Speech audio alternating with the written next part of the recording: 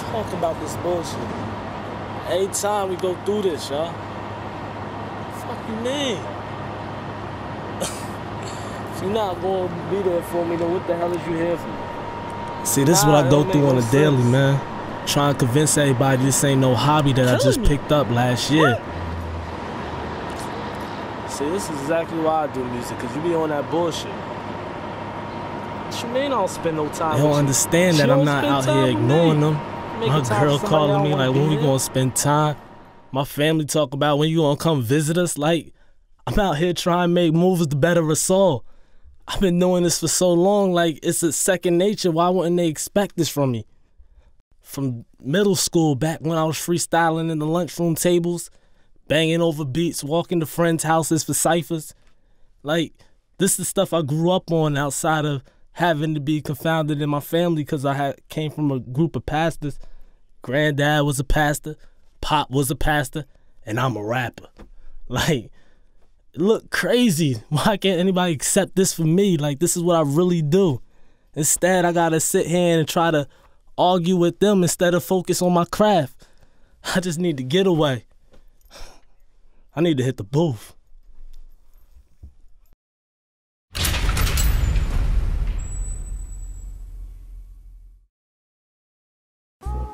What's going on? It's the boy Cook the Writer, straight out of South Jersey. You know, Burlington, Trenton area, all down to Glassboro, you know, hip-hop artist. Well, what started me rapping was back in the day, you know, I was kind of sheltered due to the fact that, you know, my family was a very religious family. So, honestly, I got my first mixtape, and it was a G-Unit mixtape, and just hearing the energy them guys had, and how they came from pretty much a hood where it was just them, and got themselves on through their energy, their movement. They're forced to take over clubs, take over radio stations, and pretty much shut the industry down. You know, I came up in that phase. That was around my 7th, 8th grade year in school, and honestly, that bug bit me, and I wouldn't let go since.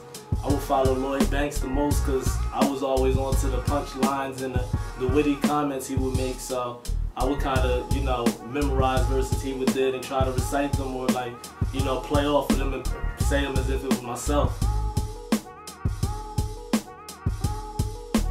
Influences come from many people. You know, I really like storytellers and lyrical artists, you know. Of course, the traditional Biggie, you know. I know people say Biggie and never listen to Biggie. However, I listen to Biggie. Before sessions nowadays, I listen to Biggie. I know who uses his lines nowadays, and I give Biggie credit for them. I don't think these rappers are witty because they said, you know, that Brooklyn bullshit, we on it. I know where it came from. I know people that I listen to him, so he's one of them. You know, Joe Buttons, maybe it's a Jersey thing, or maybe it's just I actually like good music, but he's another one of them. I mean, anybody in Slaughterhouse I kind of listen to. Fabulous. Cassidy is a person who, you know, because I was from South Jersey, we were all hyped over Cassidy. I mean, the battle with Freeway was just like, it felt like we were all there. That's how hyped we would get listening to it, playing it back like it was a record. So I think, you know, those were probably my main influences. First bars I wrote, it was in the 7th grade, and we was in at the lunch table. I remember exactly. We was just, you know, looking at different things around us and freestyling. And I looked down at this bottle of Snapple, and I was like, my bars are the best when I'm at my worst. My raps are like Snapple, made from the best stuff on earth. And we was like, just being silly, and everybody looked at me like, where the hell did that come from? And then they looked at my bottles like, oh snap, you nice. Well, we was like in 7th grade, so we thought that was nice back then. The pursuit of rap honestly came from a lot of just not having any outlets, you know. I would go to school in Lumberton and live in Trenton, which was an hour and a half away from my school. So I would have to wake up dumb early every day to head to school, and then I would have to leave right after school to get home. So I never really, you know, could be social. I couldn't join any clubs, no basketball programs in my middle school days. All I had was music.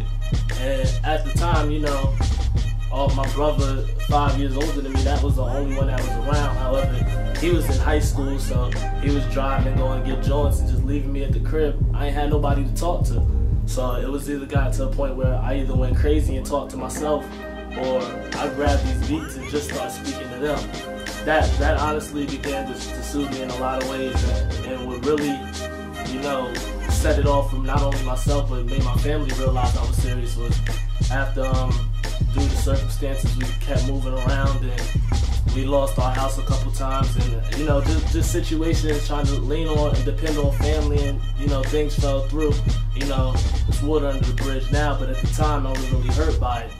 And I played Jay-Z's Song Cry track, and then I took the instrumental, and from the day one, you know, even talking about how, you know, we was put out on Christmas Day, like, you know, I put everything we went through in that track and just left it there.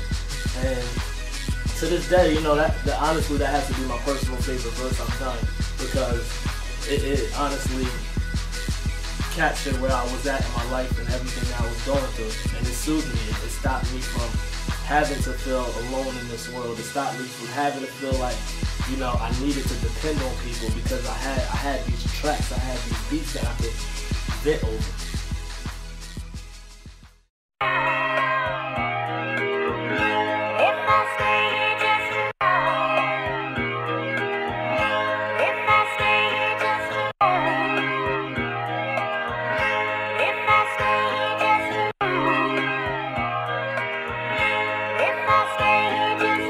A little while, would you stay here too? Got this HD vision, let them pay per view. See the ways we living, they can't make it through. Days I can't push through, that's when I need you. Get my lean on, help me sleep at night, then get my dream on. Wake me up so I can go get my achieve on. All me, be all I can be on. Move keys, you know me, get that motif on. I'm kidding, no I won't do that. Help me to sling this lyrical crack, that's a lyrical fact. Boomerang slang when it come back, y'all be able to catch the facts. If not, check the stats, going in y'all, no cause. Air the beat out, stepped out, no draws. Do this all day, press play, no pause. Will the shows go on? What makes me different as an artist, or what makes my music and style of music different, is it's my story from my point of view. People don't realize that, you know, there are always 1,000 different points. Like even in a type of activity or one event, you know, 3 people are going to give you 3 different stories. I'm just bringing mine to the table for everyone to you know, dissect and to analyze and be like, okay, maybe I do agree with him on this, or I don't agree with him on this. I feel like my style is me. You know, I'm not trying to be anybody else. I'm not pretending to walk in somebody else's lane. I just write based on my emotions. And if somebody else just so happened to go do that, you know, maybe their opinion is different from mine, but at least we can all relate. Music is something that it will be around forever, because people always have feelings.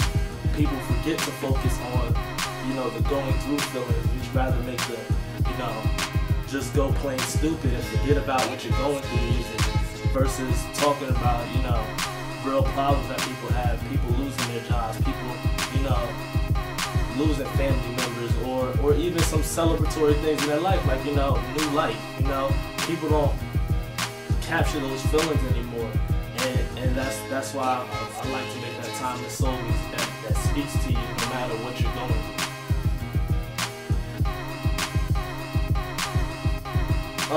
It's quiet as kept. I'm working on a couple of projects right now. Pretty much trying to focus on just making honestly timeless music. That's what the main focus is right now. You know, as far as the title of any of that, you know, it might just be called Timeless Music for all of you to love and enjoy. You know, I also had a side project, Elevated Music, we put together. But you know, everything's in due time, and it feel like, you know, the best is yet to come. So we're just making music, and as the you know, catalog builds, present it to the world however best we can. Take off time is a mindset. It's exactly how my music is. It's a mindset that takes you from where you're at and goes to a higher level. When you're on a plane and you take off, that means you're no longer preparing to stay on the ground. You're ready to go to new heights. So when you hear take off time on any record from any artist, Whether, you know, they're trying to ad-lib it. If you hear Takeoff Time in the beginning, I probably wrote it. Because that's what I'm about. Taking people to new heights with this music. So, once again, it's your boy Cook the Writer. You know, this is my EPK. And stay tuned for a lot of timeless classic music. Takeoff Time.